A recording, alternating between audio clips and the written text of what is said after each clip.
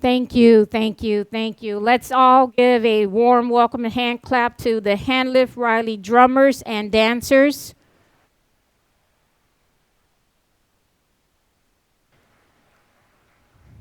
And while we're taking this time to appreciate family, friends, and everyone else who has been a big contribution to this big program that we hold each and every year, this celebration, we just want to say thank you, thank you, thank you from the bottom of our hearts. We'd like to request everyone please remain standing as we prepare to do our Black National Anthem, which will be performed by Tia Barnes, Bachelor's of Music, Performance in Popular Music. Please remain standing as we take honor in the Black National Anthem.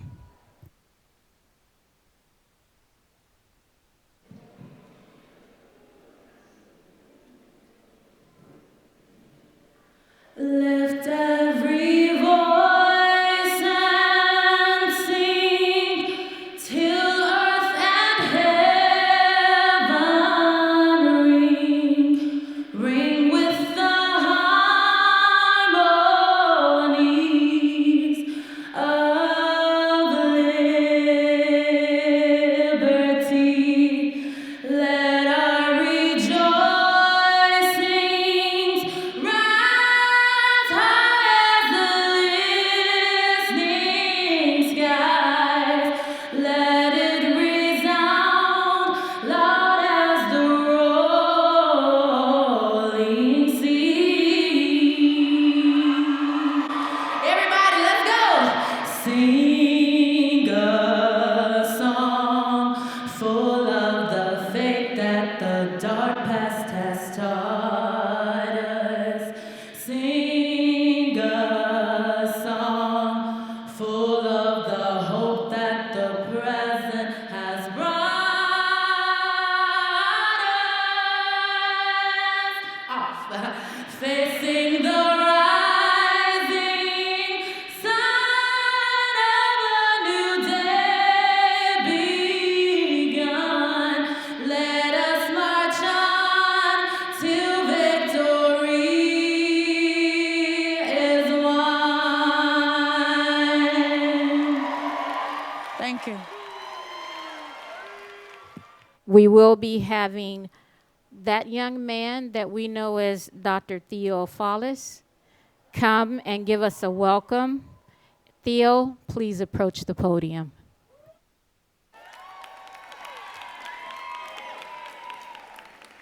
Y'all can have a seat.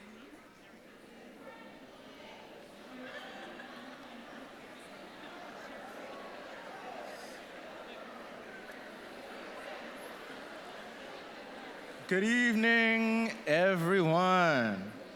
Good evening. Welcome to the 2019 African American Cultural Celebration Ceremony. My name is Dr. Theo Fallis, and I help to lead the Center for Black Culture and Student Affairs here at USC. Welcome to all our friends and family that have traveled from near and traveled from far to celebrate your accomplishments. Welcome to our faculty and our staff. Welcome to you, the graduates of 2019.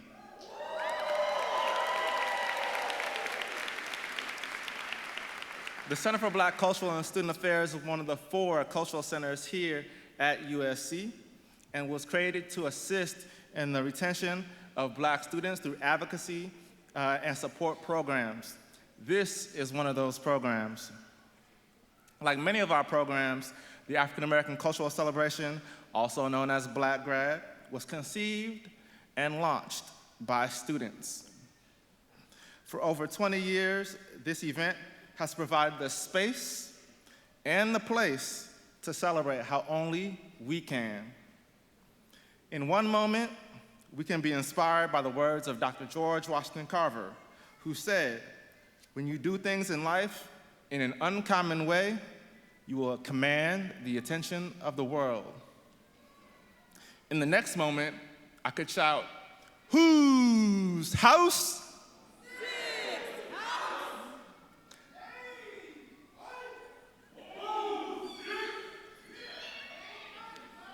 I could even,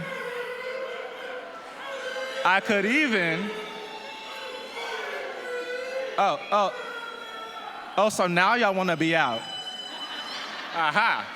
Now that it's the end of the semester, aha. But more importantly, I could even tell the amazing Bovar staff to play a track, just to see what y'all would do. Man, I got this swag. My hat to my bag. You know I'm poppin' tag. But man, I got this swag.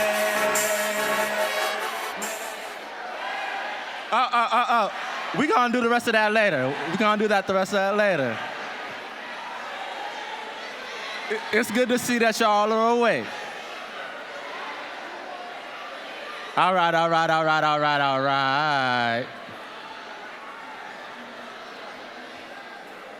This celebration grows larger and larger each year, with almost 200 undergraduate and graduate students participating in tonight's ceremony.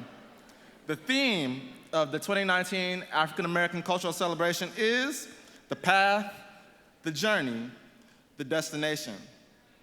The 2019 graduating class is comprised of an array of individuals, from activists and poets to engineers and doctors, filmmakers, educators, and social workers. These students, I see y'all social work. These students have studied abroad, interned at various companies, and have been actively involved on campus and in their communities during their tenure at USC. Many of the students participating in tonight's ceremony have close ties to our center. Many of you have sat in my red chair, and we've had some really real talk. As a community, we have laughed together, we've studied together, we've cried together, and tonight, we celebrate together. I'm so proud of each and every one of you, and can't wait to see what's next in our journey. Finally, I want to thank those who helped make this event possible, from our collaborative partners across campus, from the USC Student Affairs, to the Viterbi School of Engineering, to the USC Career Center, the USC Black Alumni Association, which you all will soon be a part of. And of course, the Susan Dwork Peck School of Social Work. Thank you again to the amazing Bovar staff and Trojan Event Services as well. And fight on. I hope you enjoy the program.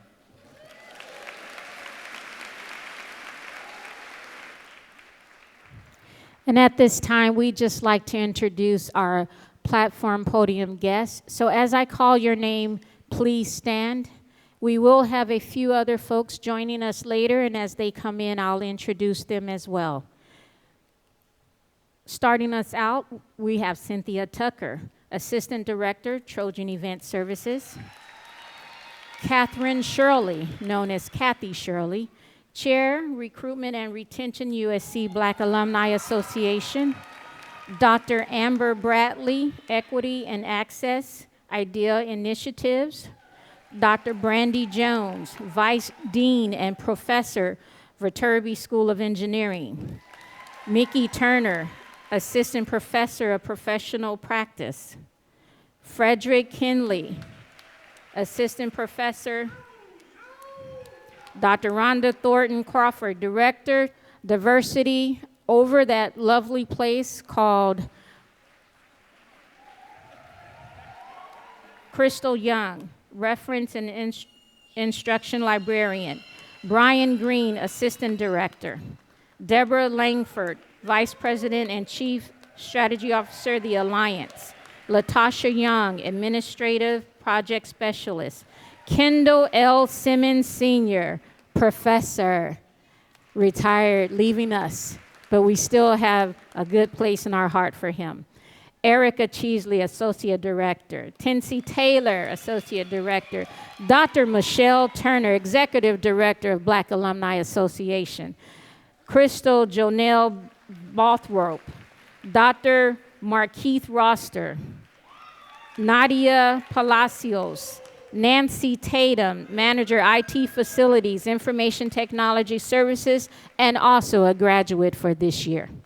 Sharon Bloth, JEP, Deborah Williams, Experimental Learning. And once again, we will have a few others joining us, and I'll announce them as they come in. We want to just say once again, thank you so much, and I'm going to turn this lovely session at this time to Dr. Mickey Turner, Assistant Professor of Professional Practices at USC Annenberg. Now, let me just tell you a little bit about her before she even starts talking to you. Award-winning photojournalist, producer, author, Mickey Turner, Journey of a Woman I've Come to Love Tomorrow, has been working in the communities industry for more than 30 years, specializing in print, television, radio, and new media. Turner has held positions at the NFL Network, Jet Magazine, ESPN, MSNBC.com, AOL.com, BET, and several newspapers. I mean, I can go on and on and on about this lady, but you know what? I don't want to take up more time. Let her do her thing and enjoy Mickey Turner. Thank you so much. Thank you. How's everybody doing tonight? All right, ready for tomorrow? All right, all right.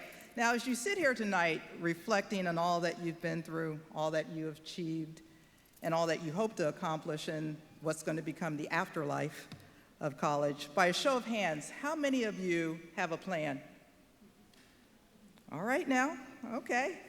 How many of you have identified your purpose here on this rock? You're ahead of the game. Okay. How many of you have found your bliss? Okay. Now, it's cool to have a plan, but depending on what you believe, your life's journey has already been scripted. How many of you know that? All right. There is someone who knows where you're going and how long you'll be here. The smartest thing you can do, other than reimburse your parents for all the money they invested in you these past 4, 6, 10, 20 years, whatever it's been, is to first determine your bliss. Give you an example. About 7 years ago, I was interviewing Jennifer Lewis for my book, Journey to the Woman I've Come to Love. And she was talking about how she had just found her bliss. Now, at the time, Jennifer was about 55-ish, something around there. And the two of us started talking about how we had put so many things before our personal happiness, all right, including this insatiable need to be professionally successful, okay? And that's important, but catch this. 21 years ago, I was at a bar in Chicago, where I always am, with several female colleagues, and we were attending the National Association of Black Journalists Convention. We all had all the trappings of success. We had, you know, high-profile gigs, cool cars, Prada accessories. But that night we realized, all of us realized that what we didn't have, husbands and children, okay? And I'm here to tell you tonight, don't ignore that which will truly sustain you in life, friends and family. This is especially vital for those of you who are staying in LA. This is the hardest place in the world to find love. Okay, so if you are still unattached, look to your right, look to your left, and you know that brother or sister you weren't paying attention to in that large group lecture class?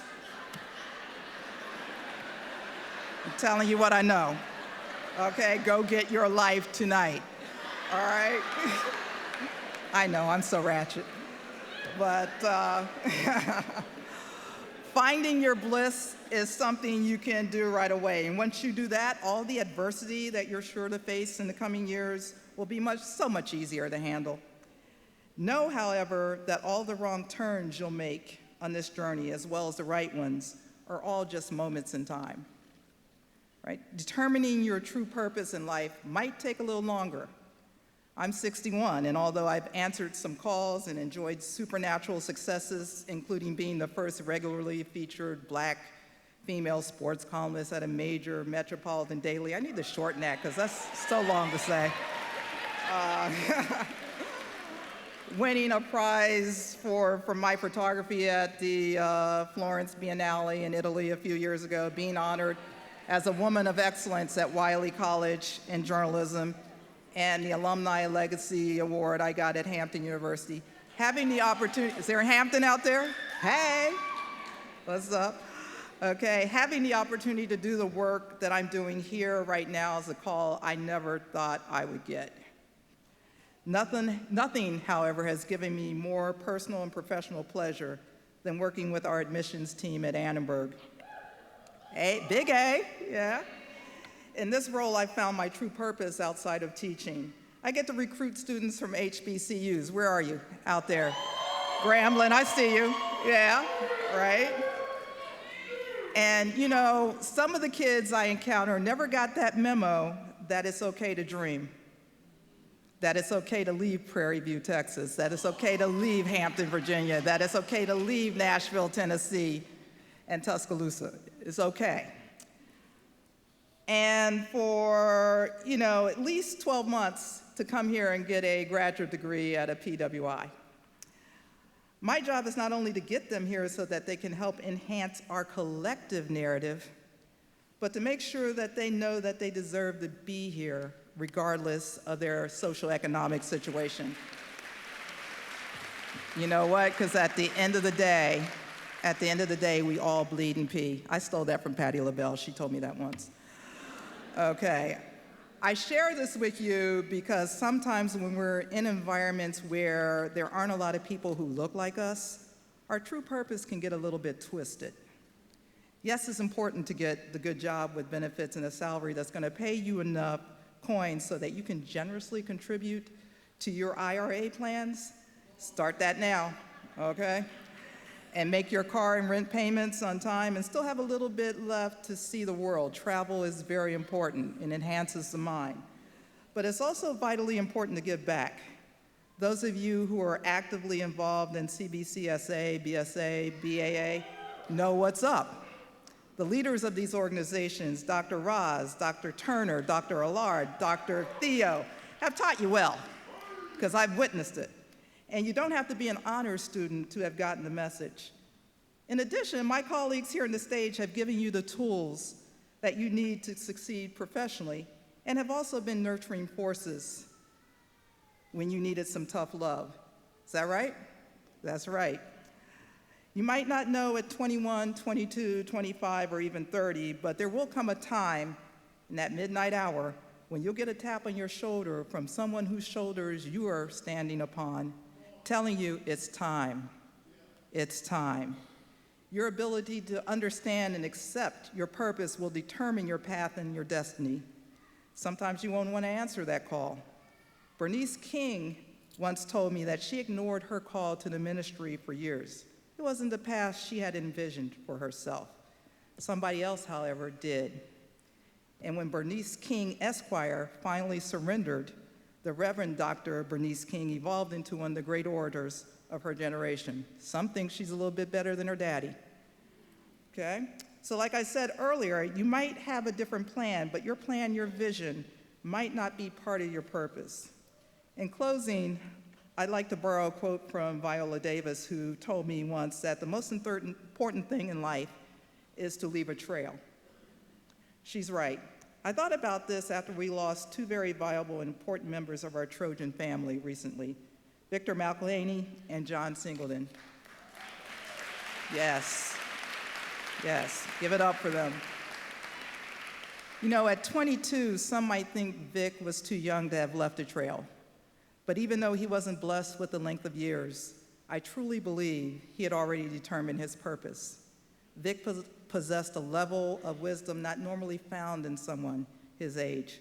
We should all be grateful that God allowed him to share it, if only for a minute. Let's please give it up for Vic, in memory of Vic. Yes. Yes. Absolutely.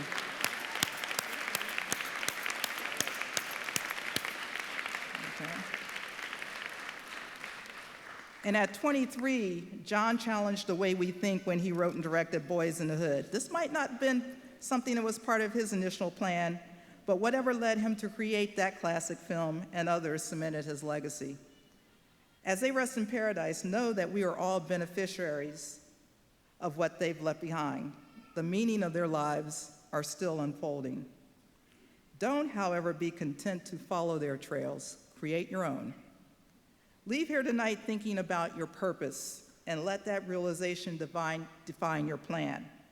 Be mindful that a successful person is a complete person, one who has love, laughter, and a little loot for the enhancement of your life and the lives of others.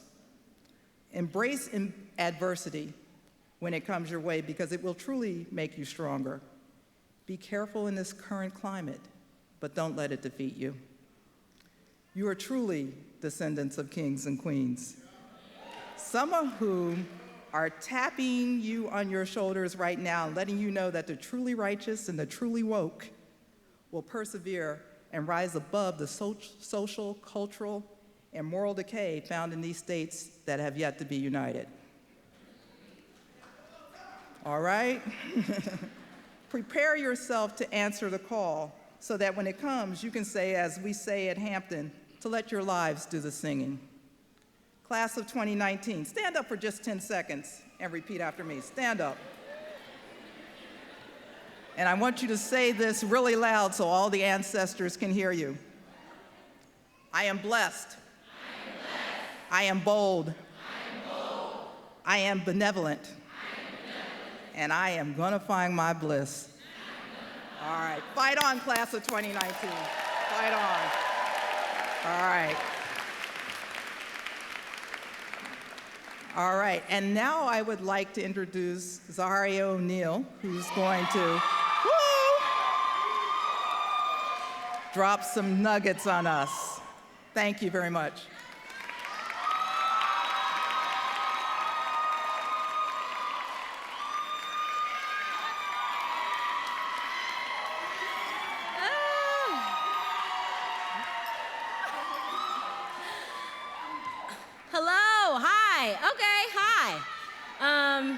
I apologize if I'm a little less than excited tonight. As I was getting ready for this event, I lost an acrylic nail.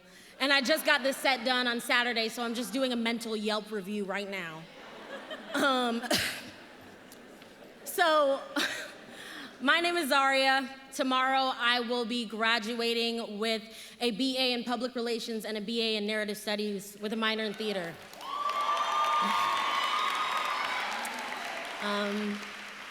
And in the fall, I will start a Master of Fine Arts program in dramatic writing here as a fully funded fellow.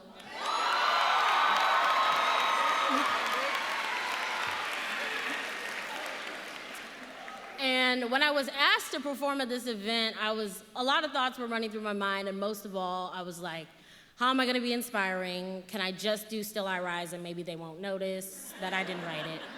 And then I realized two things. The first is that this particular audience would definitely know if I recited Still I Rise. I could maybe get away with that tomorrow, but not tonight.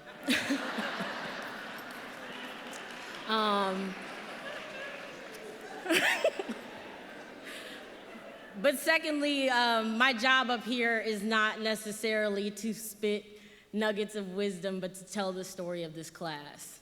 And so that is what I did in this new piece. Has anybody ever been to a spoken word event before? Yeah. Okay. Yeah, I figured. So, you know, if you like something that I say, don't wait. You can snap. You can say, mm-hmm. You can say, raise the roof, whatever you want to say. And this is the only way that I know how to talk about graduation. The mineral obsidian lives somewhere between igneous rock and natural glass. Formed by the rapid cooling of lava from a drooling volcano at its purest, it is one of the darkest minerals in the world. Hold it in your hand and it looks like a jagged chunk of night. This is all to say that obsidian is black. It is born of eruption, of fire, of two corners of earth that cannot take it any longer, bursting. It is both consequence of pain and reward for struggle, which is to say that blackness thrives under pressure. Obsidian possesses a conchoidal fracture.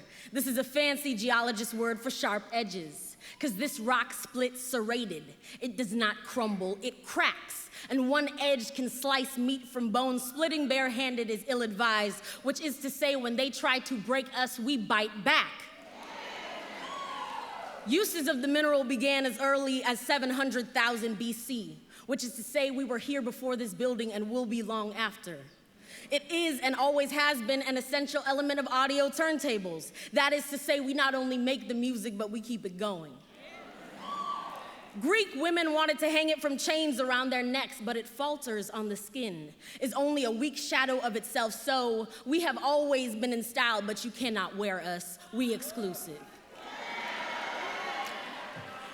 On the Mohs scale of mineral hardness, obsidian rates a 5.5. Pretty good, and it would be too easy to say, so we go hard here, so I won't say that. But we are relatively easy to carve, can architect ourselves into art. For most of our lives, we are works in progress. To tell the age of obsidian, read the rings of gray that circle the stone. It is marked by the passage of time. Its story exposed on its skin, which is to say that you can say blackness and I will hear growth. Example 1. The year I entered college, Beyonce had 1 child. The year I'm leaving, she has 3 children and a Netflix documentary, growth. 2, my freshman year, I was loud in dining halls. This year, I'm loud in dining halls and public restaurants, growth. 3, many of us entered this university with anxiety. Now we are leaving with anxiety and degrees, growth.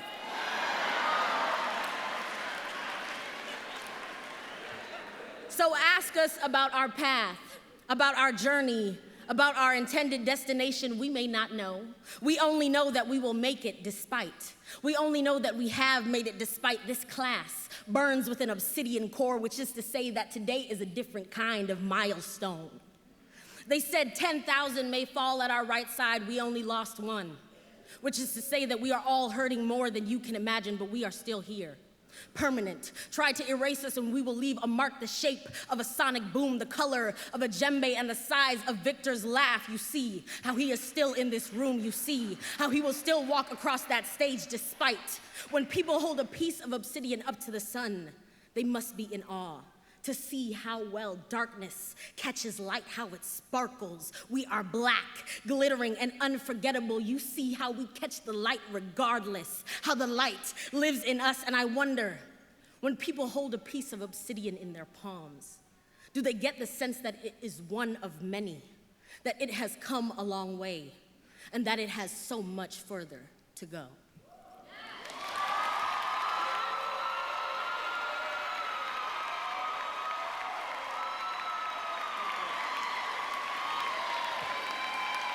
Thank you, thank you, thank you.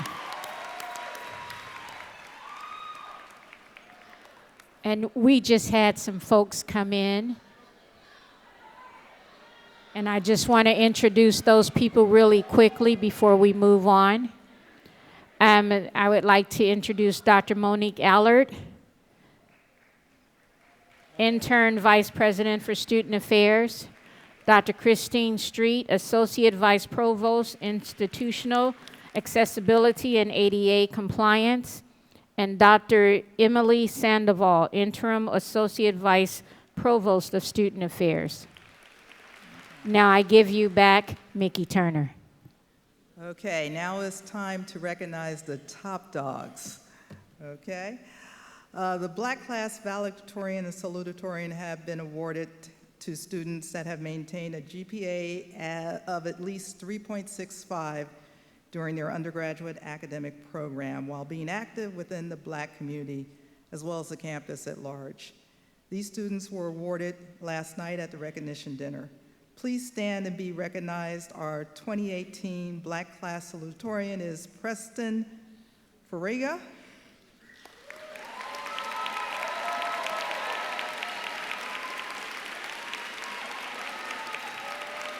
I'm going to say that again. I'm sorry, Preston. I just saw the phonetic breakdown of your name. Farriga? Farriga? Okay. All right.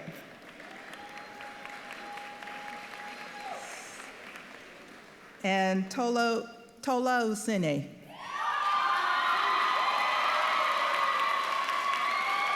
Let's give them a big hand.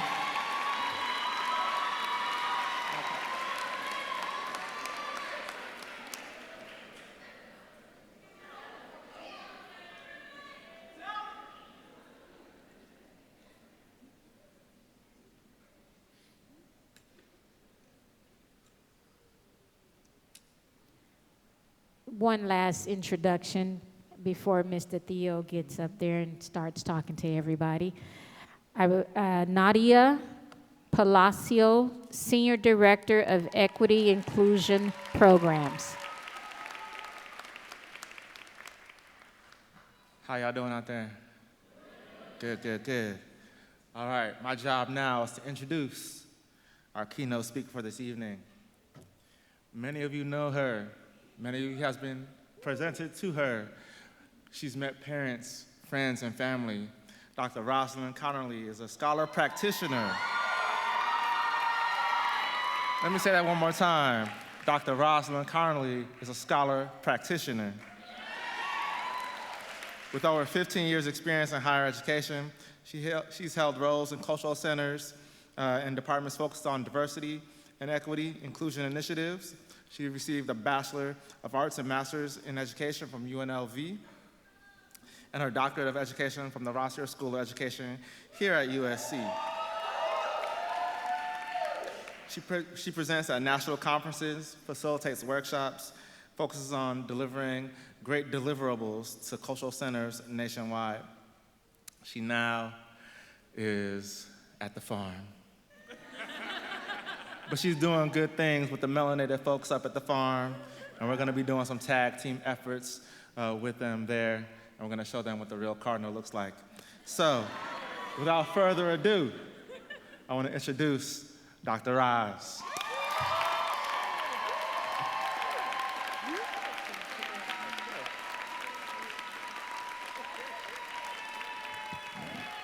Hey, y'all. All right. I love y'all so much. Class of 2019, congratulations. Oh my goodness, it's so good to be back. Again, my name is Dr. Rosalind Connerly, and I'm honored to be here with all of you this evening. I was up until a few months ago the director of the Center for Black Cultural and Student Affairs here at USC, where I held various roles in the center for almost 7 years. Recently transitioned out of that role, and I'm currently the Associate Dean of Students and Director of the Black Community Services Center at Stanford University.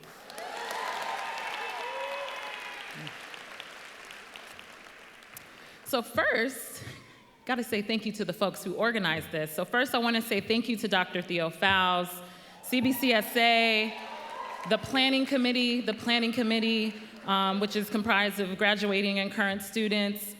I want to thank them for this invitation and for working tirelessly in the midst of leadership changes, such as me leaving, made sure that this African American cultural celebration would still be a memorable one for all of the graduates, all of you, and the families. So please give them a round of applause.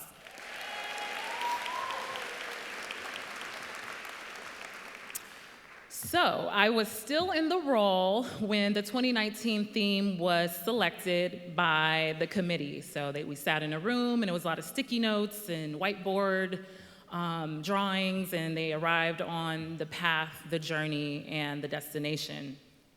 The planning committee felt this would resonate with all of you who are graduating as you all prepare to transition from USC students to alumni. Some people don't understand the importance of having a graduation that celebrates the accomplishments of our Black undergrad and graduate students. But we understand the gravity of holding space during commencement week to be unapologetically Black, right? And to celebrate the beauty of our community coupled with the brilliance of all of our graduating students. Though we have clearly outgrown this venue, it has been symbolic to hold this ceremony in the center of campus in Bovard Auditorium. It affirms that no matter your journey to get to this point, you are being celebrated in a very visible way on campus, okay? Graduates, I can only imagine the journey it has been for all of you to arrive to this point, but you made it, you are here. I'll be sharing my thoughts on my path, my journey, and my destination in hopes that you'll take away some nuggets to think about as you complete your tenure here at USC and transition to your next destination. So this year for me, and I know probably many of you have, it's been full of ups and downs. I've experienced bittersweetness of leaving USC, leaving Los Angeles to transitioning to a new role, a life move to the Bay Area. Any Bay Area folks in the house? Yes, y'all love the Bay Area. It's beautiful. The recent loss of a student, Vic, we miss you. And the joys of celebrating life and professional milestones with my friends and family.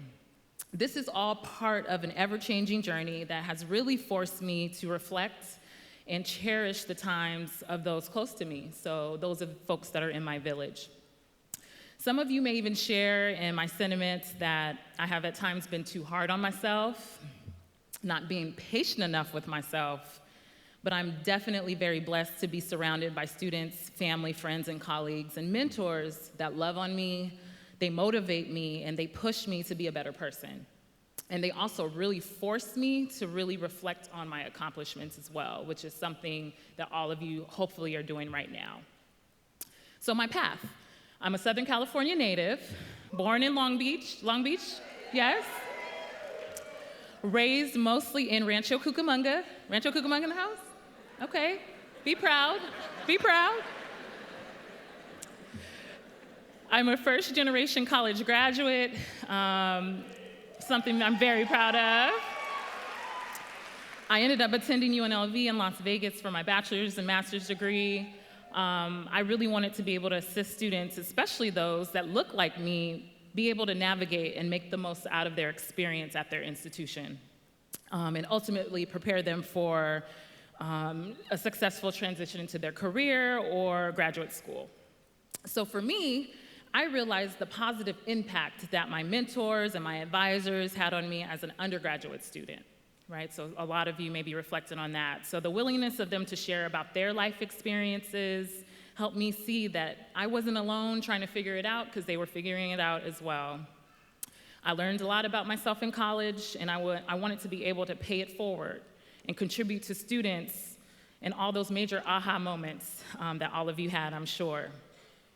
I also realized the importance of Black students seeing other Black faculty and administrators in positions of power at a university, right? This motivated me to ultimately pursue a career in higher education. I had, at my university, maybe one Black professor as an undergraduate student, but I remember that for me, I had the most interaction with Black administrators outside of the classroom. Some of them were higher level administrators, but many of them were also the administrators that were on the ground and had the most face time with students. They served in roles that assisted me and other Black students with navigating the institution. They were people that I went to with life questions, or if I just needed to see a familiar face. So obviously a lot of what I'm doing now and what I did with a lot of you. But before I ended up pursuing a career in higher education, I graduated with a bachelor's degree in criminal justice and some thoughts of maybe law school. Some of you may not have known that. I ended up becoming a legal secretary at a personal injury law firm for a little under a year, and I absolutely hated it. Hated it. I knew it wasn't my calling, right? I knew it wasn't my purpose, as we think to what Mickey was just saying. And I knew I needed to go back to school to pursue my master's degree in higher education. So many of you may already be in a career or are about to begin your dream job, but there are some of you that may be in a place of uncertainty, and that's okay, right? That's okay. But it is always important to listen to your gut, that voice that tells you this ain't it. And you have to be willing to fully believe and trust your decisions, even if you're not sure how it'll all work out. So I had no clue how it was all gonna come together for me, but within less than 6 months from making the decision to quit my job at the law firm, I applied to the Master's of Education program at UNLV and was accepted. I secured a last-minute graduate assistantship that covered 80% of my tuition plus the stipend. So lesson number 1, when it's meant to be, everything will fall into place effortlessly, even if you don't know how it will happen. That was my path to my calling and career in higher education. So my journey, this journey, boy, in higher education has been fulfilling, it has been tiring, it has been energizing, and it has pushed me in ways that I would have never imagined. Over the years, I've held roles where I've worked primarily with faculty and their research. I've established a department focused on institutional inclusion and have been able to work primarily with Black students and their development. Never ever would I have thought that I would earn a doctorate in the midst of establishing my career here at USC. So I knew I wanted to pursue a terminal degree. I just wasn't sure when I would have time to do it. So lesson number 2, there is never a perfect time to pursue most things in your life. I was terrified. Imposter syndrome is real, but with the extra push from my circle, people like Dr. Corliss Bennett, so some of you may know, that in the midst of me applying for my doctoral program, she brought me a mug from the Rossier School of Education. She threw it on my desk and she said, this is just a little bit to help you, push you to get that application done, right? So with helps and talks from her, from colleagues, from students, it helped me believe in me.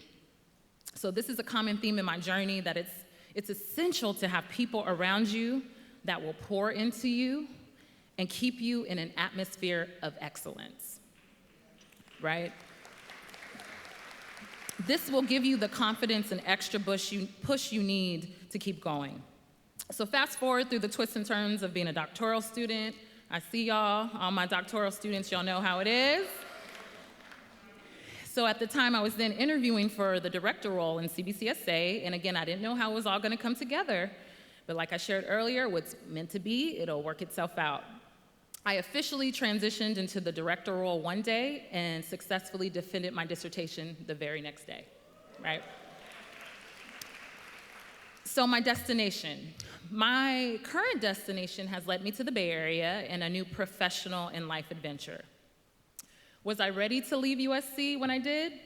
Yes and no. I was comfortable. I loved working with all of you, my colleagues, and I still felt there was so much to do here at USC. But that leads me to lesson number 3, never get too comfortable. Sometimes the best time to take that leap is when you don't have it fully figured out and when you're comfortable with the day-to-day routine. But you know that ultimately this life change will benefit you personally and professionally. It's okay to be selfish sometimes. The most touching thing one of the students said to me was, I'm so proud of you for doing something for you. You deserve it. That literally brought tears to my eyes and confirmed for me that I had made the right decision. So many of us do so much for our family and friends that we sometimes forget that we also have the right to pursue our own dreams and our career paths. So my current destination is opening up doors that I would have never thought of, and that's because I stopped comparing myself to others. I'm staying in my lane. I'm staying appreciative. I'm staying humble, and I'm continuing to remain open to new opportunities. For many of you, I've had the privilege of being part of your journey here at USC through laughter, tears, moments of strategizing, and celebrations. It's always exciting to see another class leave the USC bubble and move on. Graduation is a culmination of your time spent studying, writing papers, group projects. Don't y'all love group projects? Right. And running on minimal hours of sleep.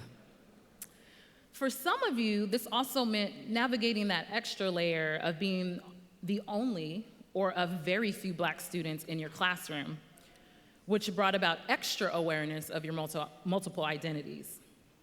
For some, this meant constantly feeling like you had to prove that you belonged here, or feeling tokenized and that you had to speak on behalf of the entire Black community. I know some of you have challenged faculty and administrators on campus and have put in energy to make this campus a more equitable place for students of color. Please keep that same energy as you leave USC and know that we heard you, we see you, and we are rooting for all of you. For others, you may have thrived here and used being underrepresented in your major or program to your advantage.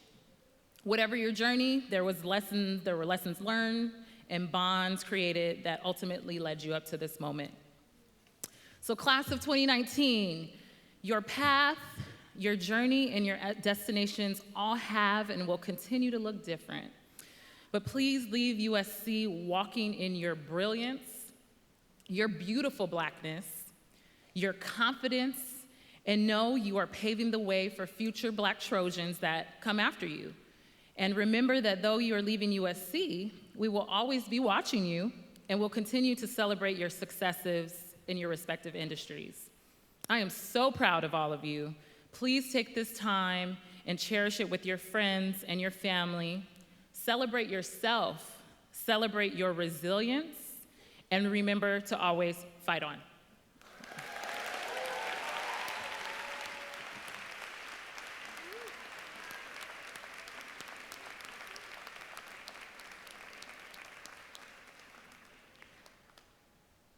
At this time, I'd like to bring Dr. Monique Allard to the podium. As she comes, I'm just going to tell you a little bit about her. Dr. Monique Allard serves as Interim Vice President for Student Affairs. She most recently served as Associate Vice Provost for Student Affairs, Student Engagement, with a portfolio that included campus activities, Cultural Resource Centers, CBCSA, APAS, L Central, LGBT, Fraternity and Sorority Leadership Development, Office of International Services, Residential Education, Student Publications, and the Trojan Marching Band. Dr. Allard has more than 20 years of experience in student support programs and services. Prior to returning to USC Student Affairs, in October of 2013, she served as Executive Director of Student Support and Equity Programs at Cal Poly Pomona. She has previously been employed at California State University, Los Angeles, as the College of Education Director of Student Services, and at the University of Southern California as the Associate Director in Dornsife College Advisement. An undergraduate counselor in the degree program Progress Department, and immigration specialist in the Office of International Services. Dr. Allard earned a BA in social work from California State University, Los Angeles, MED, and EDD from the University of Southern California. She also serves as an adjunct assistant professor in the USC Rossier School of Education. I give to you Dr. Monique Allard. My goodness, thank you for that. This is not about me, this is about these folks here. But thank you very much.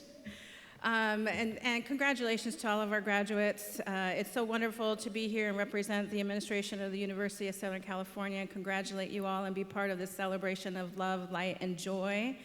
It's so fantastic to see all your happy faces, but it also is so fantastic to see this full house. So I want to welcome and thank you and recognize all of our family, friends who are up here in all levels of Bovard. Thank you for being here, not just tonight, but for all your love, support of all of our graduates here tonight. This is also as much a celebration for all of our family, and also as much an accomplishment for all of the family as it is for our graduates. So let's give our family a round of applause again, please. Thank you. As you heard a few times there, my name is Monique Allard. And I'm happy to be here today to support you all and to wish you luck and congratulations. The Center for Black and Cultural Student Affairs, along with our cultural centers, play an integral role in supporting the university's diversity, equity, and inclusion initiatives by creating a unique sense of belonging in the Trojan family. Students often describe CBCSA as a home away from home, a place that celebrates their accomplishments, large and small. We, the Division of Student Affairs, celebrate you this evening. We recognize that this celebration is for you, the student, the graduate, your families, the immediate families, and extended as well. We know that your paths to USC have been varied. Some of you came to us as freshmen. Some of you came as transfer students. Some of you, yes, excellent, well done. Some of you came in the spring, as spring admits. And some of you are graduate students from HBCUs. There we go. Excellent. We know that your journey from this point on will create many exciting destination points for you, and we look forward to celebrating with you as alumni. Finally, I'd like to recognize the path and the journey of Victor McElhaney, a graduating student who aspired to change the world through music. Though we lost Victor this semester, I know that you carry his spirit with you tonight, and we've recognized his place among you on our platform tonight.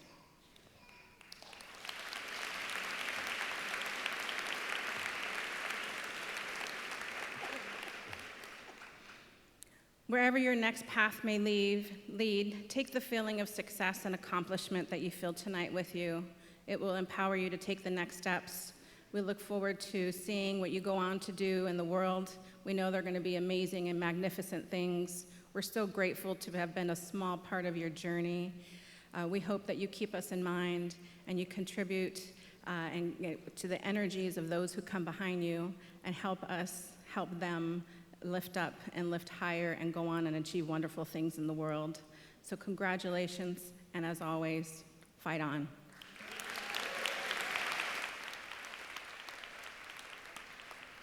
Thank you, Dr. Allard.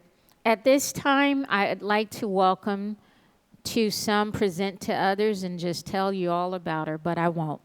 And I just want to have Dr. Michelle Turner, Executive Director, USC Black Alumni Association at the Office of Black Alumni Programs. Dr. Turner. Thank you, Cynthia Brass. Wow, welcome, almost graduates. How are you feeling? Yeah, it sounds a little like a tired woo. So let me just say a couple of things because, you know, we need to get on with this ceremony. But I was kind of sort of where you were 38 years ago, and I just decided to claim it because people don't ever hear me refer to how many years it has been since I graduated from USC the first time. And I kind of say kind of where you were because 38 years ago, we didn't have Black Grad. No, we just showed up where we were supposed to show up, get our degree, and make it on. But in a few minutes, in a few hours, you all are not going to be students anymore. You are going to be alumni. And for me, that's an amazing thing because we need more Black alumni. And let me rephrase that. We need involved Black alumni. Did you hear what I said? And you know what? I don't really have any shame about asking about that because I know what resources were poured into you while you were here. Many of you all who are graduating tonight are graduating because you had a mentor, because you had a scholarship, because you had a shoulder to cry on, but you had a village. And this village is real, and my intention for you is that when you have something to bring it back to USC and help the next Black student move through this university. So there are going to be two things that I ask of you. I want you to think like alumni when you become alumni. Your days of being students are going to be over. And so that means sometimes, like the Bible says, I put away childish things. Some people may tell you these are the best days of your life, and I disagree. You don't know enough. I want you to get out into the world and learn about how things work. so that if you want to be the change you want to see, you understand how things work so that you can come back and affect the systems that oppress and need to be changed. So that's the first thing I'm going to ask of you. The second thing is to realize that, this place costs money to go to. And, I think the past is prologue, but I think, the affordability issue is going to remain real for a long time. So if you can bring your success back as an alum, please do so. Your time is what we treasure, but your treasure is also important. I have been here for about 10-ish years, maybe a little bit more than 10 years. I am not an academic. I'm not one who has gone through previous jobs of priming myself to be here in this wonderful world of USC. But I love USC, and I came back because I am a successful alum. I'm a very successful alum. And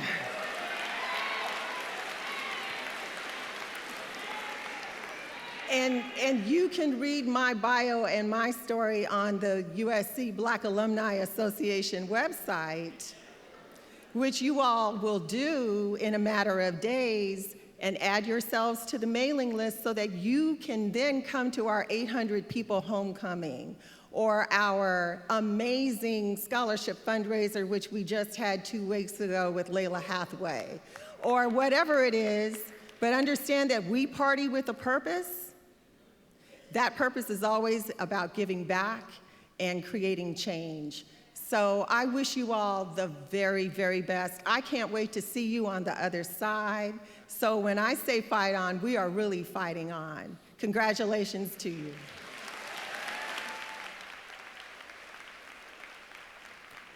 At this time, I'd like to have Dr. Theo approach the podium.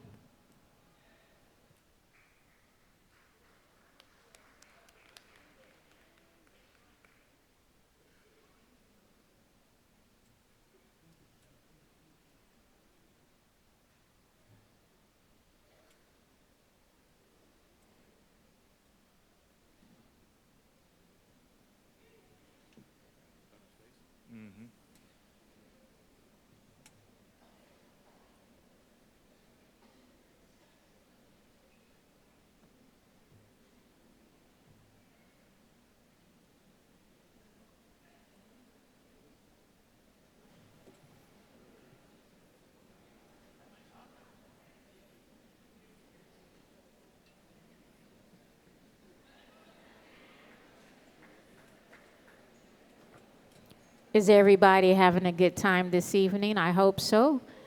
In the meantime, just give everyone a hand clap here for all of our students that are graduating. They have worked hard. They've been here anywhere from 2, 4, 6, 10 years, but they are leaving tonight. And we just want to say thank you, and we're so proud of you.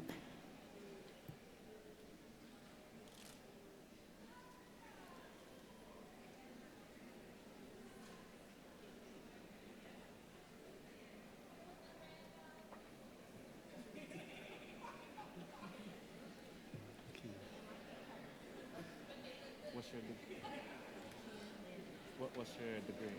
I'm sorry, educational leadership. Dr.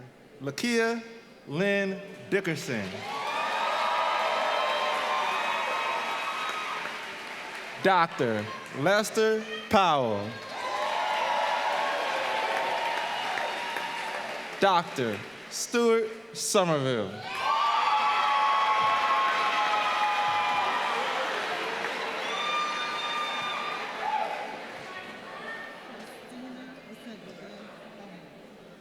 Dr. Faustina Agusene Oman.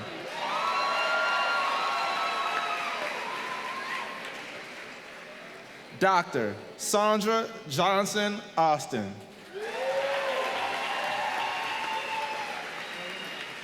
Dr. Walinda Leonard.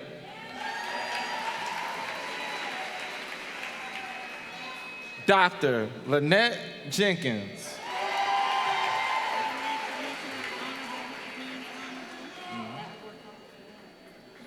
An honorable dean's mention, Dr. Dion Ash. Dr. Natasha Strickland.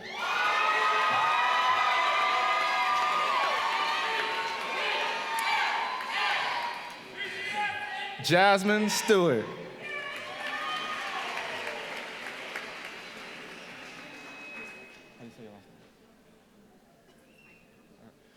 Brittany Marset.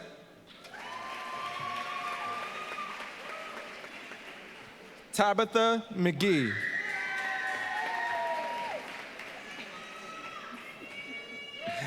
Crystal Bathrop.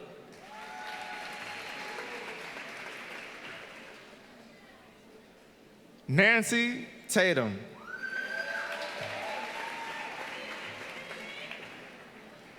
Hannah Elizabeth Patton.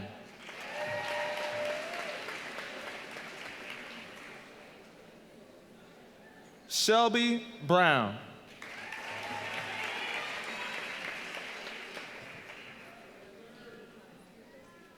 Amber Tidmore.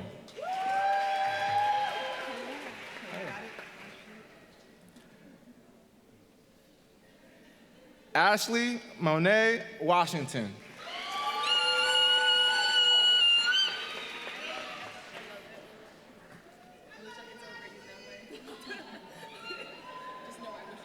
Selena Smith.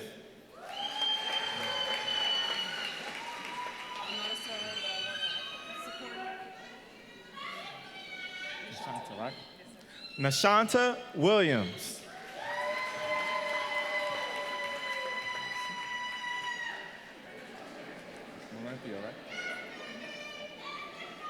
Laurentia Clayton.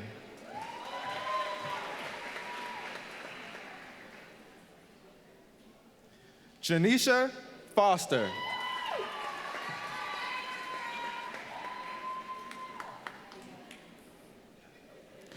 Mariah Goodry.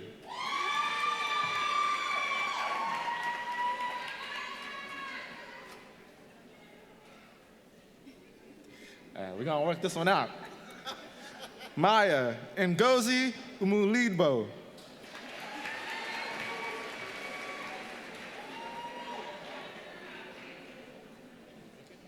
Nicole M. Brown.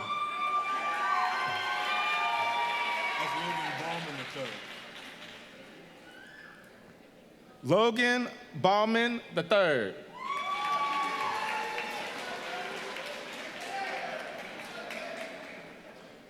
Rita Olds.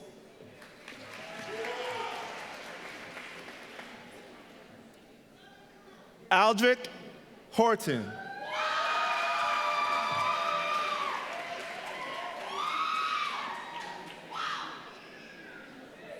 Abel Buklele.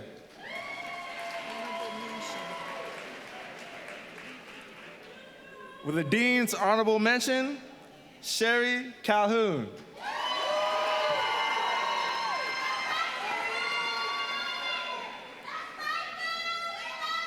Brooke Beckton.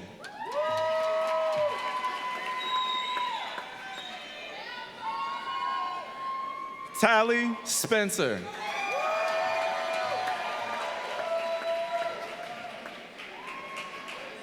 Anwar Stetson.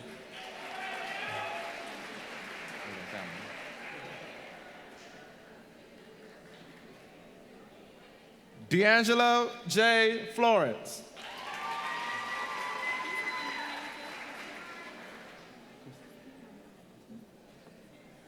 Samantha Kristen Bland.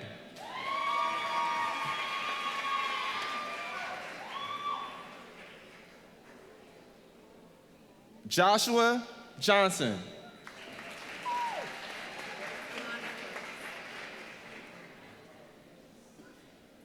Alana Brooks.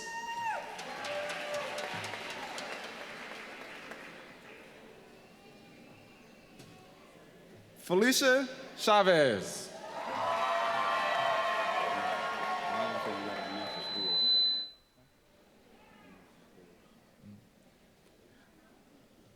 They're not on here, so I just gotta ask them this name. Okay. What school are you in? What school are you in? Rossier School of Education, Erica Mitchell. What school? From the School of Social Work, Cicely Argue.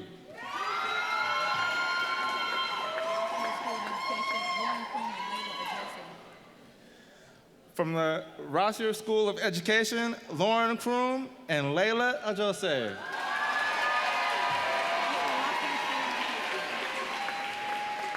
From the Rossier School of Education, Amber Banks.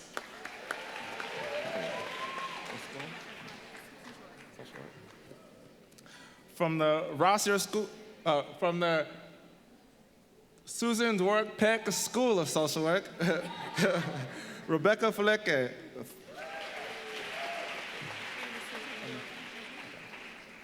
From the School of Social Work, Ashley Harold. Social Work. Social Work's running deep. Miss Kayla Joshua.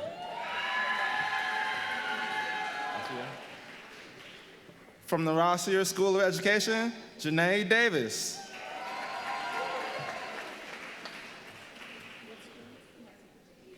From the Rossier School of Education, Toshonda Jasper.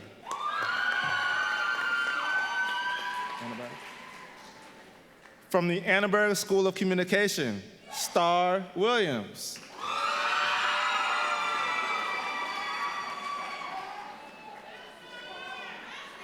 Which school?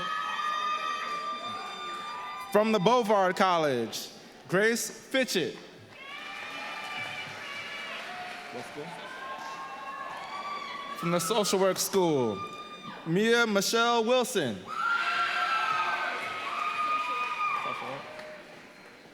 From the School of Social Work, Raven Gazzino.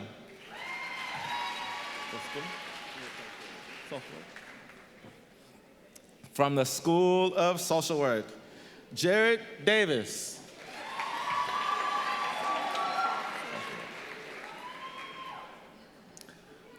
What school?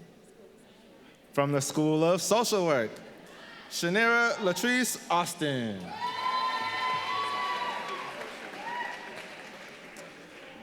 Social Work in the House, Miss Elizabeth Lucien.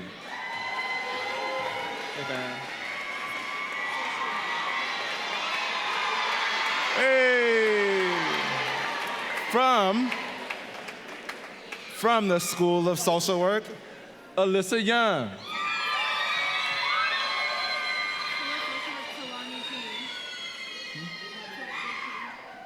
You have your card? From the School of Social Work, Tulani King.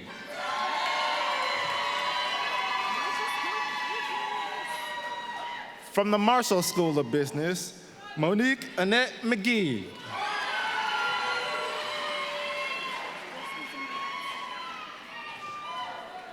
From the USC School of Cinematic Arts, Nicole Thompson.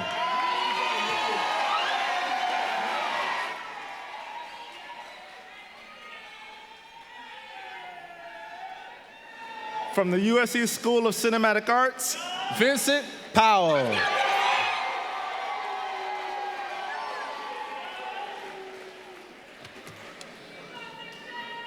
From the USC School of Cinematic Arts, Jabri Weber.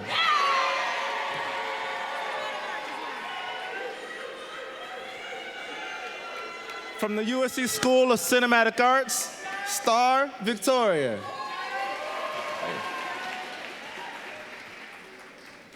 From the USC Viterbi School of Engineering, Kristen Jordan.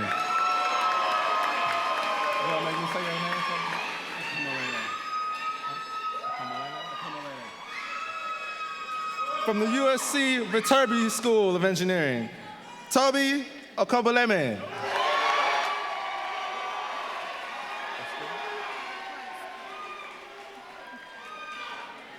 From the Price School of Public Policy, Felicia Renty.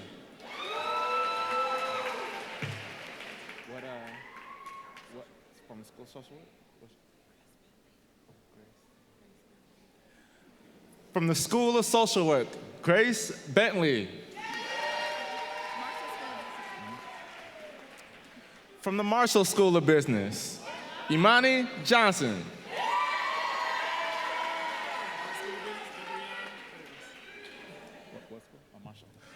From the Marshall School, Ebrion Ferris.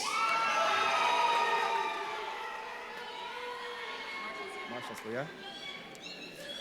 From the Marshall School of Business, Jade Stevens.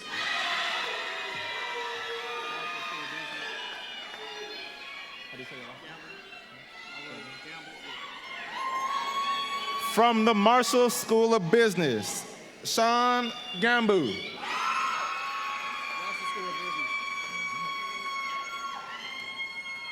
From the Marshall School of Business, Stephen Hartfield.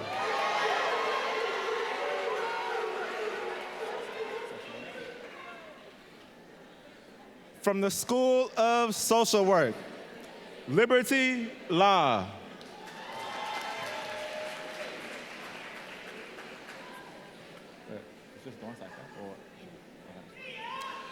From the USC Annenberg School, Zaria O'Neill.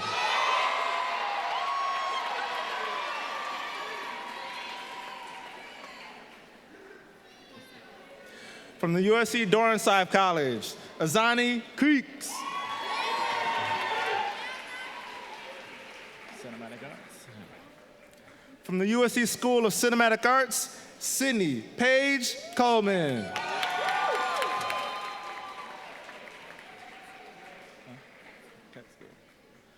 From the Keck School, Kira Donaldson.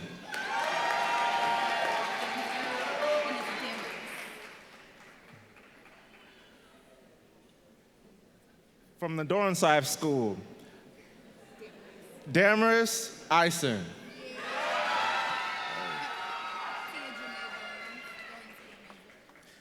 From the Thornton School of Music, Tia Janae Barnes.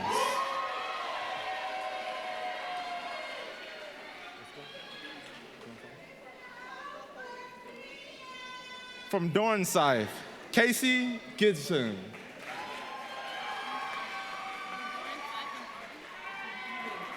From Dornsife and Thornton, Sarah Juanita Sloan.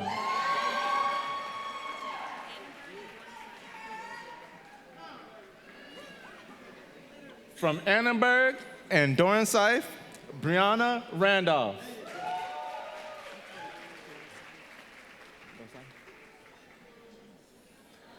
From Dornsife, Emmanuel Araya.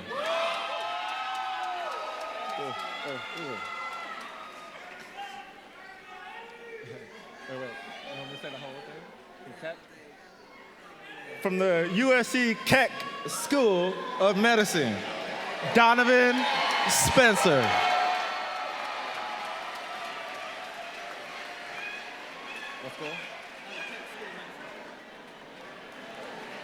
From the Keck School of Medicine, Daniel Gabriel.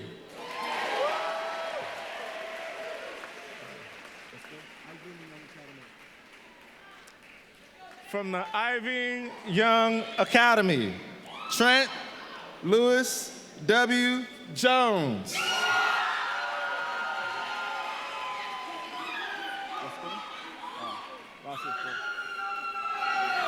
From the Rossier School of Education, Elizabeth Archer.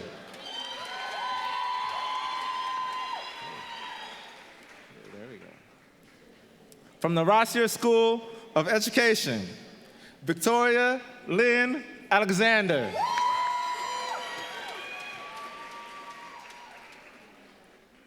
From the Rossier School of Education, Ashlyn Fields.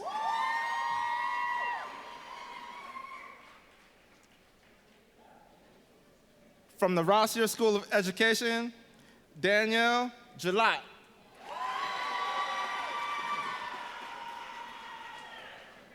From the Rossier School of Education, Camille Edwards.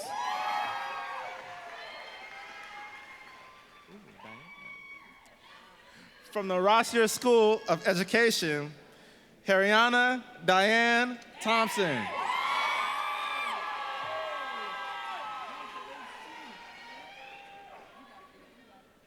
From the Rossier School of Education, Katura Powell.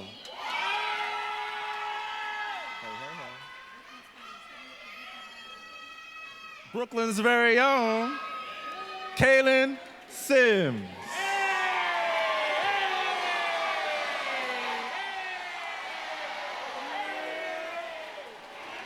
From the Rossier School of Education, Krashad Moyer.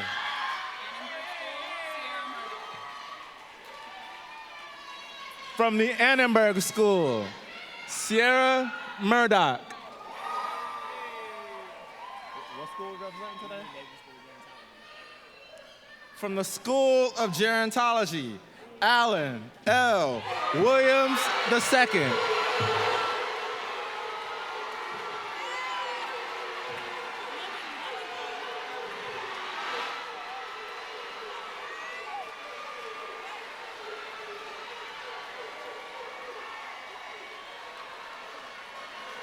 Again, now y'all want to be out. I said now y'all want to be out.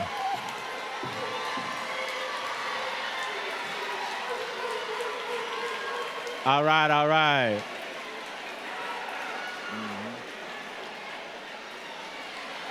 That's what happens when you have degree number 3, y'all. That's what happens when you become a triple Trojan. From the Leventhal School of Accounting, Carolyn Mason.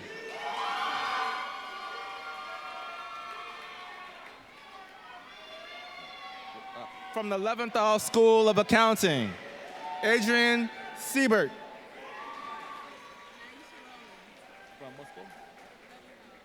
From the Leventhal School of Accounting, Naisha Rowland.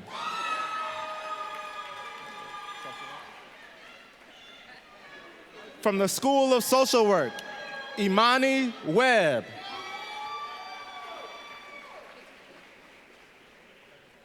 From the Viterbi School of Engineering, Sierra Williams.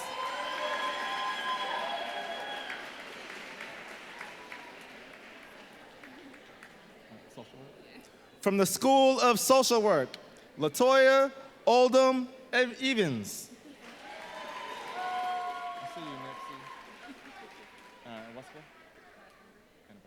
From the Annenberg School of Communication, Midori Bastine.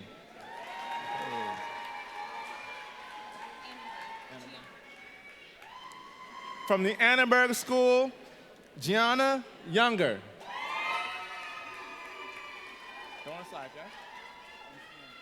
From the Dornsife College, Sadaka Brown.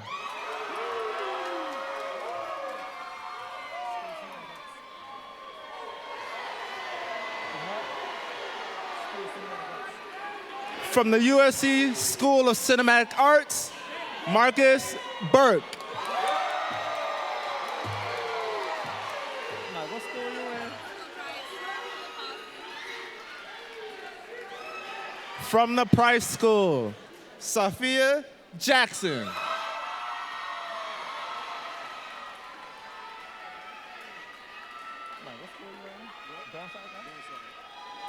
From Dornsife, Quincy Inquanta.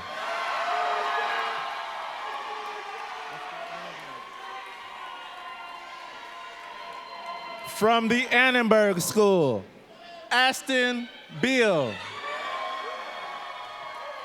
you coming back? Are you coming back? Okay.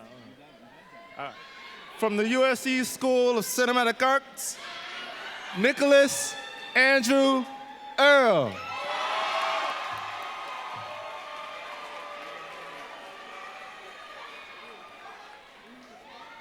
From the Ivy and Young Academy, Omri Rigby.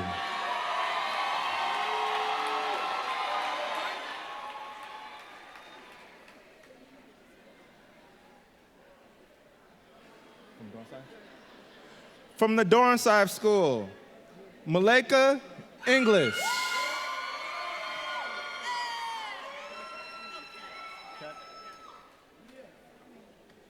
From the Keck School, Ellie Brule.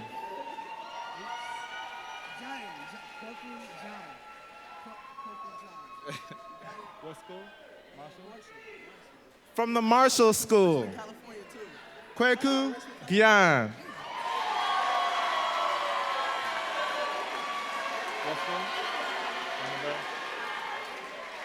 From the Annenberg School, Ashley Harris. What school? From the Dornside School, Antoinette Bailey.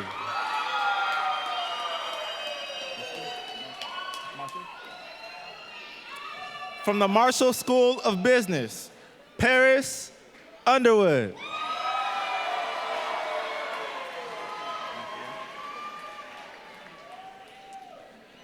From the Marshall School of Business, Landon Harris.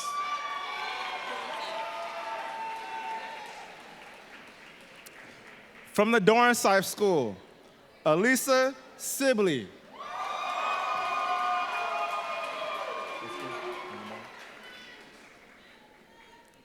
From the Annenberg School, Trinity Elliott.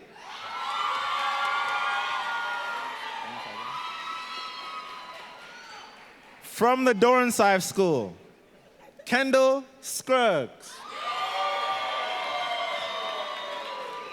Marshall, yeah? From the Marshall School, Bobby and Toya.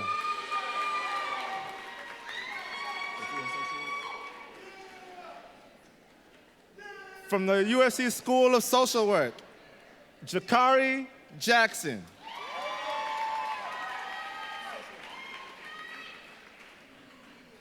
From the School of Social Work, Kirk Brown.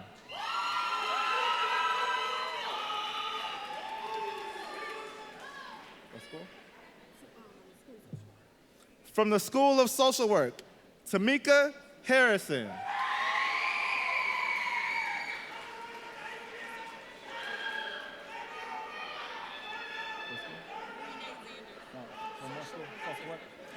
From the School of Social Work, Brene Zanders.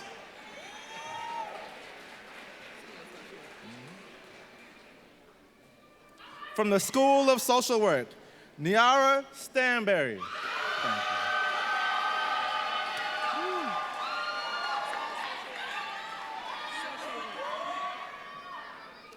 From the School of Social Work, Tiffany Parker.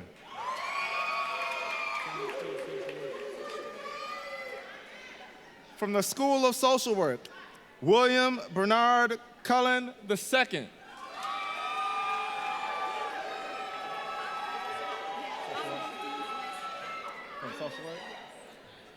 Honorable Dean's List from the School of Social Work, Demi Howard.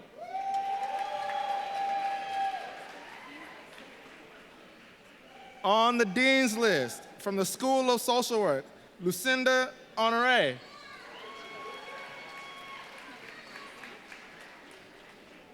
From the Saul Price School of Public Policy, Imani White. From the Annenberg School, Ashley Brooks. Yeah, we're gonna work this one out. Woo. From the Price School of Public Policy, Samuel Samuel.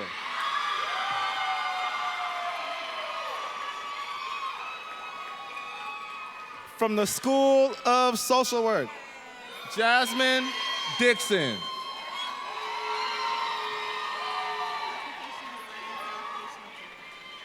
Occupational Science, Occupational Therapy, Miriam Brown.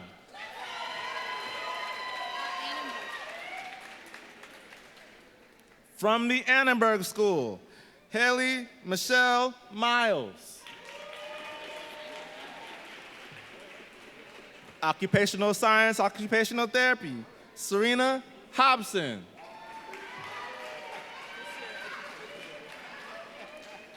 From the Rossier School of Education, Jasmine Revels.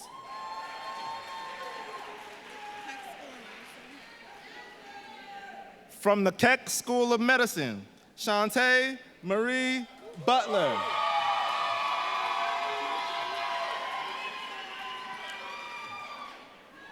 From the Marshall School, Chloe Jones.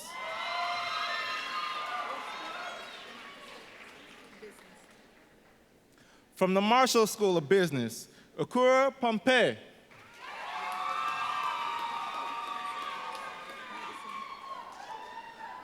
From the Keck School of Medicine, DeJosie Charles.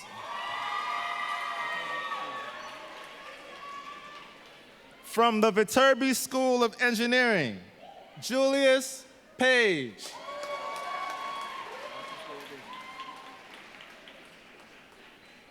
From the Marshall School of Business, Ryan Potts.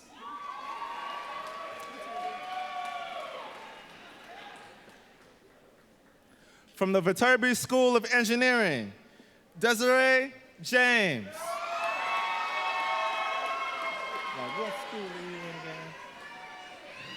From the Marshall School of Business, Aaron Caesar.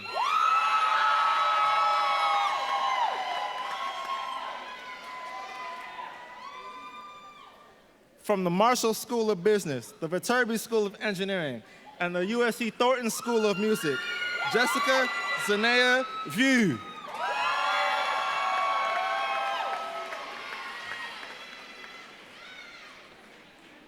From the Annenberg School, Samantha Strong.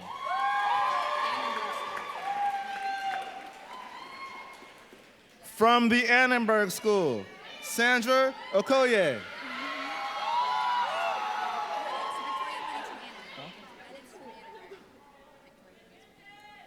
From the Annenberg School, Victoria Lennox. How you want me to do it? Huh? You want me to say nothing? All right. From the Roski School of Art and Design. From the Roski School of Art and Design, Oyetola Oseni.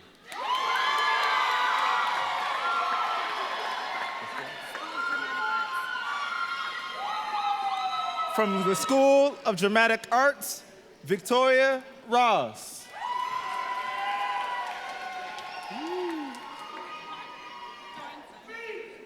From the Dornsife School, Larika Harrison.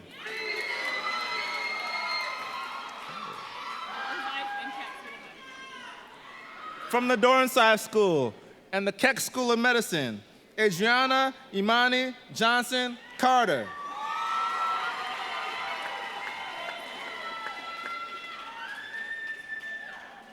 From the School of Social Work, Yvette Harlan.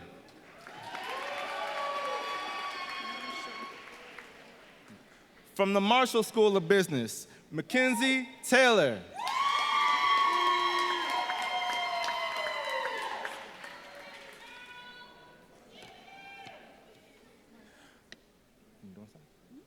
From the Dornsife School, Mars Similian.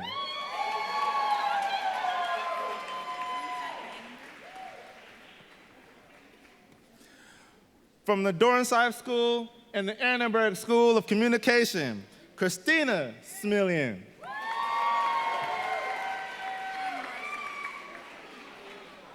From the Marshall School, Ashley Williams.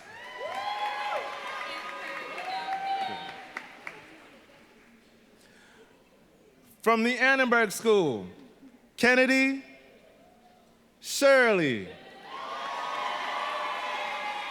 Waiting for the mama to be down.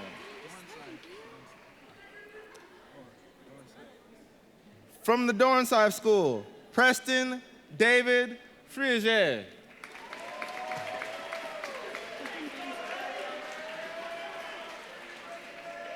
From the Dornsife School, Ariel Baptiste.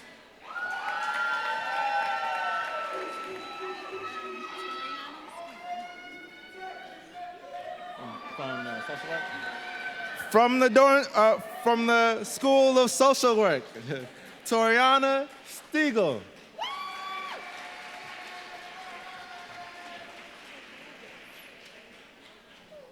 From the School of Social Work, Summer Moore.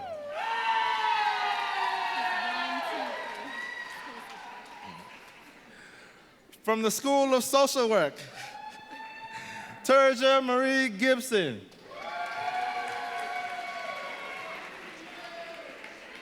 From the Marshall School of Business, Nicole Nicholas.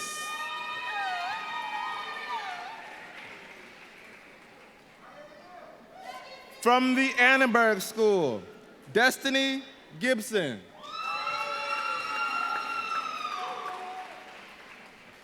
From the USC School of Social Work, Jennifer Marie Smith.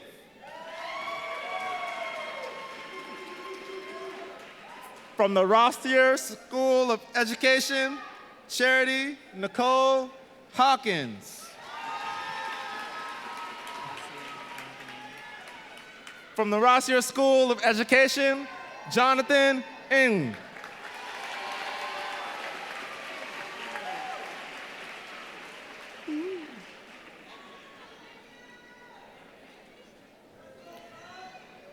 Now, at this time, congratulations, all you lovely people who just walked across that stage. Congratulations, congratulations. I would like to have all the NPHC orgs that are going to be participating, please line up in the order that we gave you. At this time, once again, all NPHC orgs, please line up.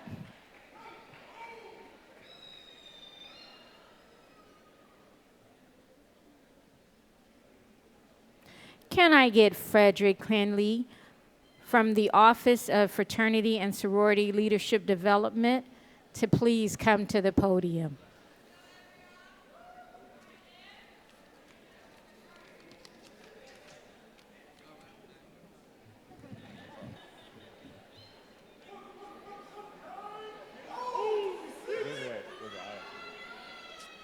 All right.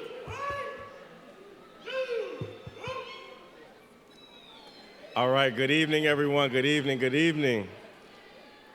So my name is Frederick Kinley. I am the coordinator in our Fraternity Sorority Leadership Development Office. And forgive me a little. Forgive me, I'm a little under the weather. Allergies got to me, so my voice is a little strange. So I am here to discuss our National Panhellenic Council organizations, also known as our Divine Nine. Black fraternities and sororities have played an integral role in the development of student leaders on college campuses since their inception. The faces of the Divine Nine are also faces of leaders with higher calling, to lead revolutions and civil rights movements, to break barriers in entertainment, in STEM fields, and on the sports field. Members of Black Greek letter organizations at USC are also planted in the rich Trojan tradition. Chartered on a campus as early as the 1920s, these organizations serve as models of excellence and pride long before student assemblies, centers, and associations were part of the university structure. Today, members of the Divine Nine can be found throughout USC staff and faculty leadership, within the ranks of our graduate students and our undergraduate shaping programs throughout campus. These students have held programs such as aligning with our university initiatives around health and well-being, and even food drives and other opportunities within the community. Tonight, we recognize the Black Greek letter organizations with their graduating class, our faculty, staff, friends, and family. Can I get a round of applause for all NPAC organizations?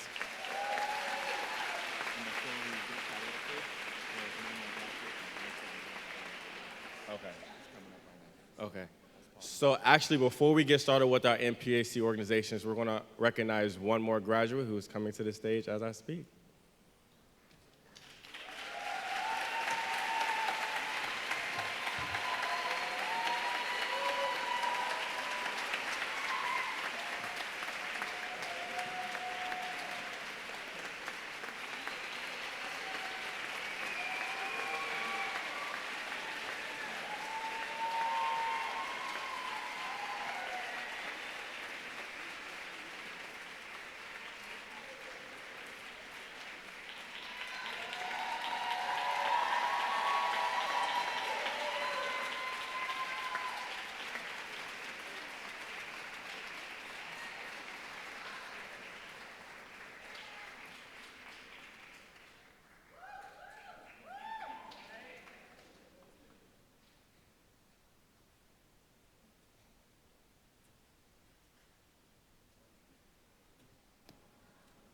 Can you turn around and face us, please?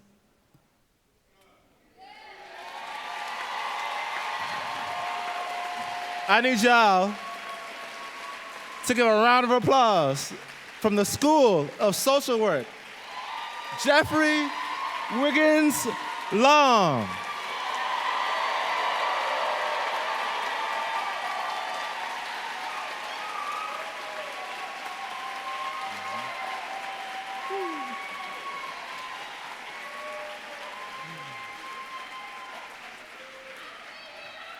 Congratulations, Jeffrey.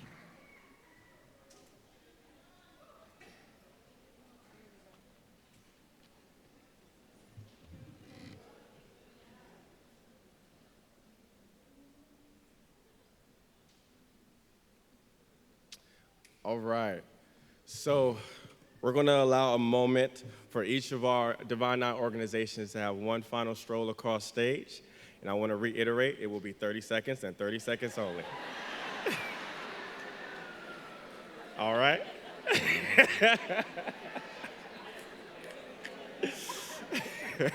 Just got to remind them in case they forgot.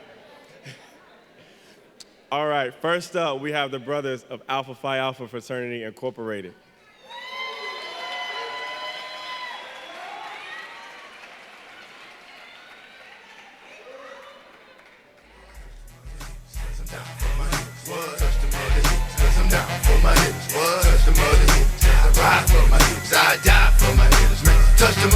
Man, I'm down with no limit. I ride for the cause. I'm the soldier on the tank with the big balls. And if anybody messes with Snoop Doggy Dogg, I'ma make his people put his name on the wall. And everywhere I go, I got Mr. Magic there. Because I know that boy don't care. He'll have that red stuff pouring out your hair. Clear any given time, clear anywhere.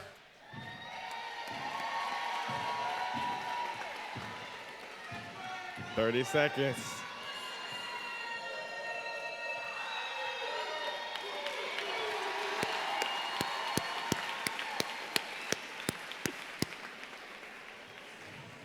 Just another reminder.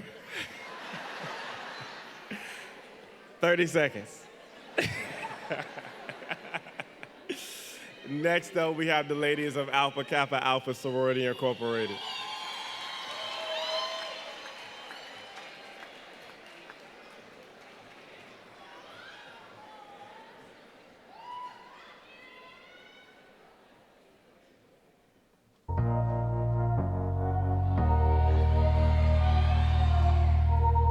All my life, been grinding all my life. Sacrifice, hustle paid the price. Want a slice, got to roll the dice, that's why. All my life, I've been grinding all my life. Look, all my life, been grinding all my life. Sacrifice, hustle paid the price. Want a slice, got to roll the dice, that's why. All my life, I've been grinding all my life. Look, I'm married to this game. That's who I made my wife.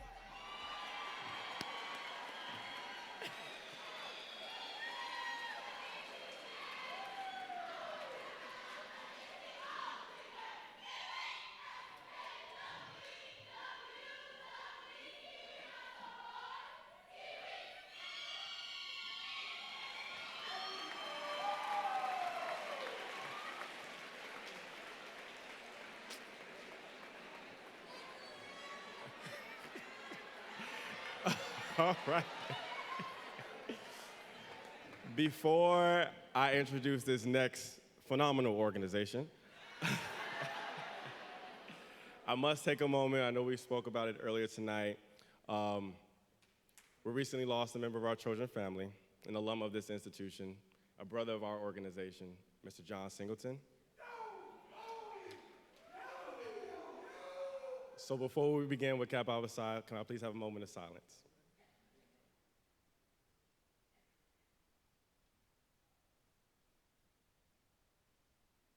Thank you all. Next, we have the greatest organization, if I must say so myself. Kappa Alpha Psi Fraternity Incorporated. VIP, gas tank on E, but all drinks on me. Wipe it out. Fresh kicks, fresh white tall tee, fresh NFL hat, fresh bows with the grease. Wipe it out. Wanna hit me with the heat, real recognize, real, don't speak. Wipe it out. Chicken lady I've been rolling by the week. You can tell I got cake by the diamonds in my teeth. White, black shades, so you know when rolling. They ain't check me at the door, so ain't no telling while I'm holding. White, bad.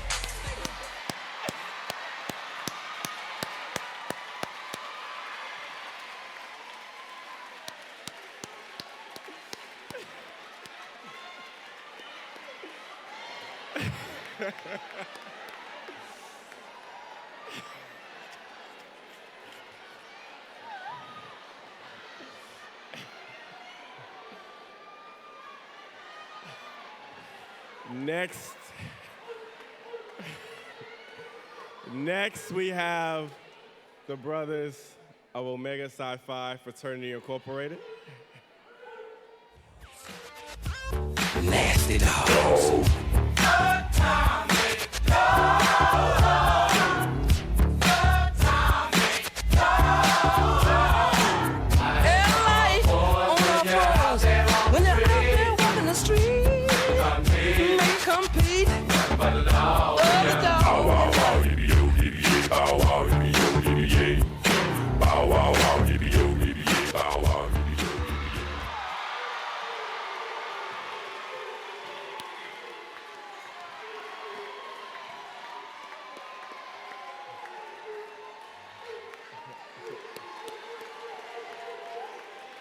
Thank you, gentlemen.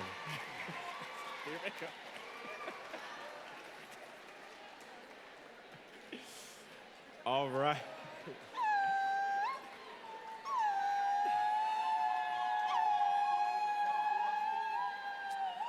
Next, we have the ladies of Delta Sigma Theta Sorority Incorporated.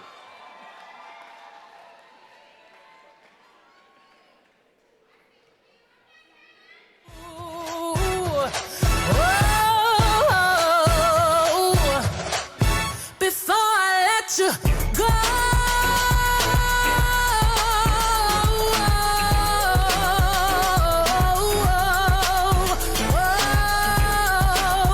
I would never, never, never, never, never, never, never, never let you go before I go.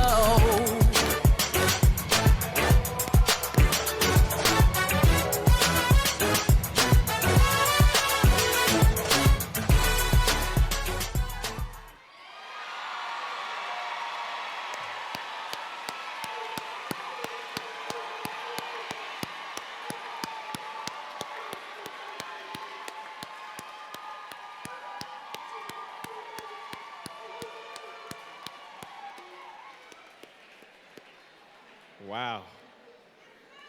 All right. Can we shout out Beyonce real quick? Just. All right. Next, we have the men of Phi Beta Sigma Fraternity Incorporated. Last time that I checked, it was 5 chains on my neck. It was no smut on my rep. Last time that I checked, I was selling zones in the set. Make $250,000, no sweat. Last time that I checked, I'm the streets voice out west. Legendary self-made progress. Last time that I checked, first get the money, then respect, then the power and the law come next. Last time that I checked, I've been self-made from the dribble. I was been saying I'm a killer. Playing no games with you.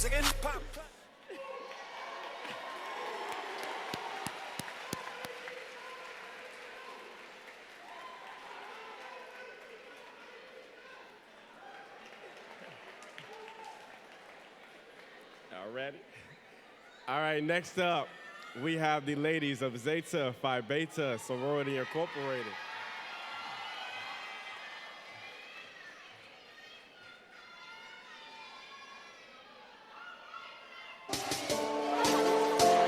I be getting to the money. Everybody mad. Think I'm getting too much money. Everybody mad. Same old from the block. Same old with the pop. Same old for the trap. Everybody hated on her, then he bounced right back. I just spent a whole lot of time overseas. Never let my money touch your nose.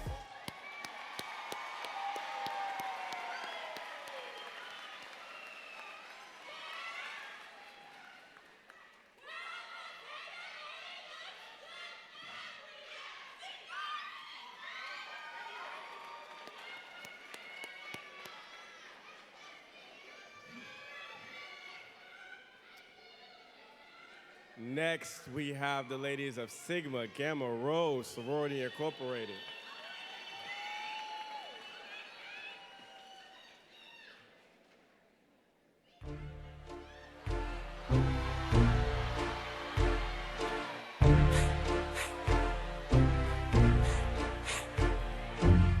Cash Money Records taking over for the 99 in the 2000s. Girl, you working with some bag, yeah. This fat yeah. Make it wanna spend his cash, yeah. His last, yeah. Girls proud when you pass, yeah. They mad, yeah. You can ride in the Jag, yeah. With that, yeah. You can smoke a fire bag, yeah. A grass, yeah. Got this money I can flash, yeah. And trash, yeah. I'm a big time player, yeah. Gun spray, yeah. A clear head of fluid, yeah. Grey Billy, yeah. Look how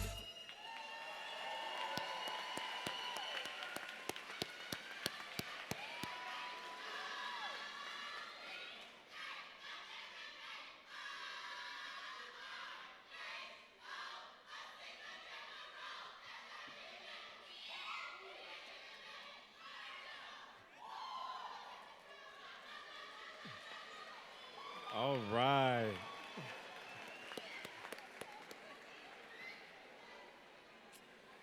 Next, we have the brothers of Iota Phi Theta Fraternity Incorporated.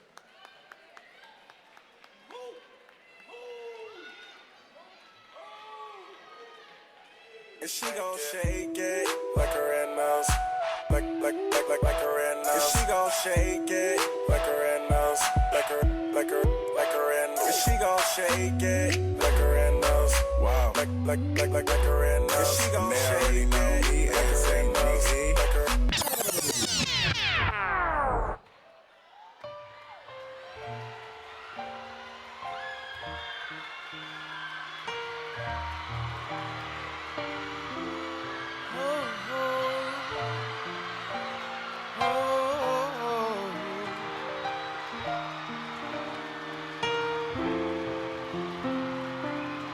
Girl, I'm in love with you. This ain't the honeymoon. Past the infatuation phase. Right in the thick of love. At times we get sick of love. It seems like we argue every day. I know I misbehaved and you made your mistakes, and we both still got room left to grow. And though love sometimes hurts, I still put you first, and we'll make this thing work. But I think we should take it slow. We're just ordinary people. We don't know which way to go, 'cause we're ordinary people. Maybe we should take it slow. Take it slow, oh, oh. This time we'll take it slow. Take it slow, oh, oh. This time we'll take it slow.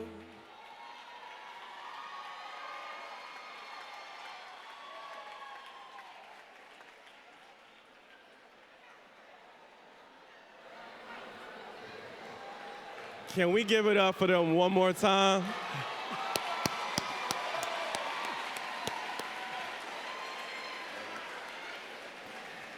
Oh my goodness, oh my goodness, oh my goodness. That's congratulations in two forms at this stage. So congratulations to everyone, and we're glad to have been a part of that proposal as well. Now back to the podium, we have Dr. Theo. Y'all knew it was going to be an exciting night, right? Before we close tonight, I do want to make sure that we recognize the parents of Victor McElhaney here in the audience tonight, sitting right here in the front.